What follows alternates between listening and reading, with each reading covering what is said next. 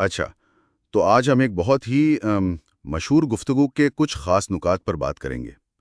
یہ doctor Jordan Pietersen اور doctor سلاوش ژیزیک کے درمیان ہوئی تھی۔ موضوعات بھی کافی بڑے تھے، خوشی، سرمایہ داری، مارکسزم۔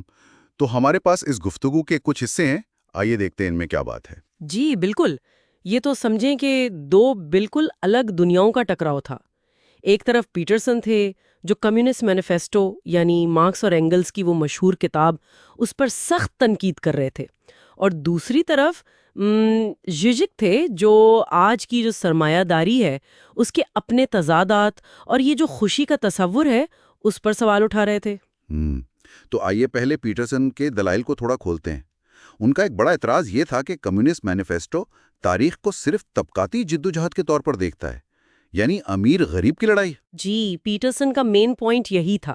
ان کے خیال میں یہ تاریخ کو بہت سادہ بنا کر پیش کرتا ہے۔ انسانی فطرت بہت پیچیدہ ہے۔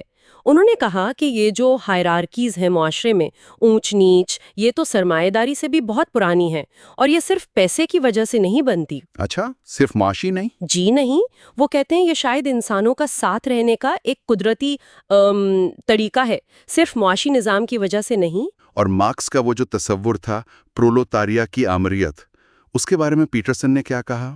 یہ تو نام سے ہی بڑا سخت لگتا ہے۔ ہاں، پرولوتاریا کی امریت یعنی مزدور طبقے کی حکومت انقلاب کے بعد پیٹرسن نے تو اسے بالکل ہی ناقابل عمل کہا۔ ایک تو یہ کہ اتنی بڑی معیشت چلانا وہ بھی چند نظریاتی لوگوں کے بس کی بات نہیں، یہ بہت پیچیدہ کام ہے۔ صحیح۔ اور دوسرا، یہ نظریہ اس خطرے کو نظر انداز کرتا ہے کہ جب طاقت ملتی ہے تو وہ لوگ خود کرپٹ ہو سکتے ہیں۔ تاریخ میں ایسا ہوا بھی ہے۔ اور منافع کے بارے میں بھی پیٹرسن نے کچھ کہا تھا نا، کہ مارکس اسے ٹھیک سے نہیں سمجھے۔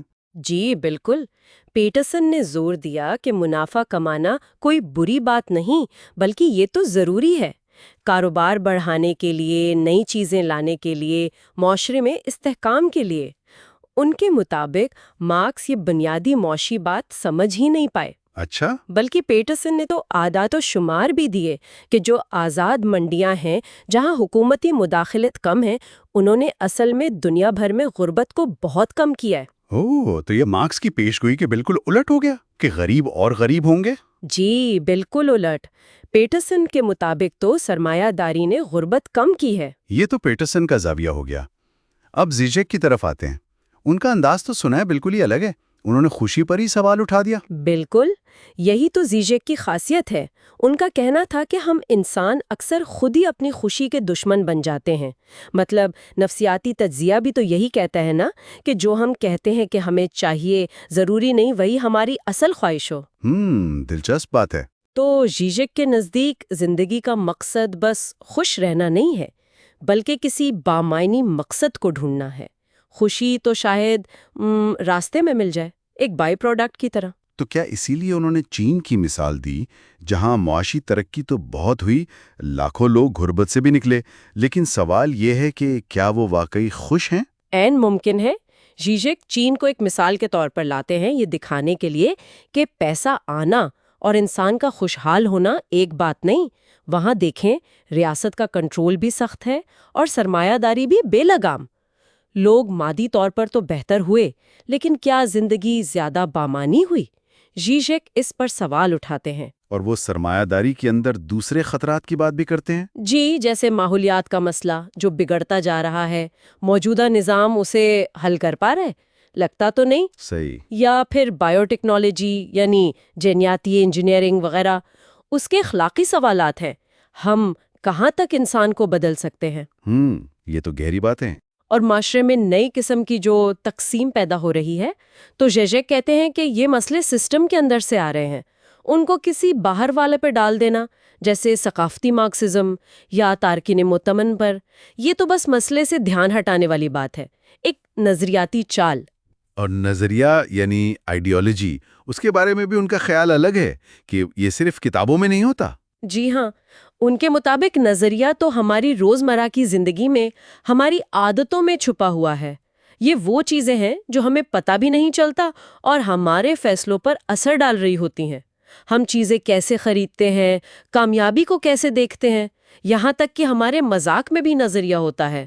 اچھا، تو یہ ہمیں غیر محسوس طریقے سے کنٹرول کرتا ہے۔ جی بالکل، ان کے مطابق تو یہی ہے۔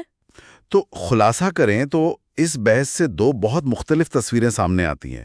ایک طرف پیٹرسن ہیں جو فرد کی ذمہ داری، سچ بولنے، محنت کرنے پر زور دیتے ہیں، اور مارکسزم کو تاریخی طور پر اور نظریاتی طور پر خطرناک سمجھتے ہیں۔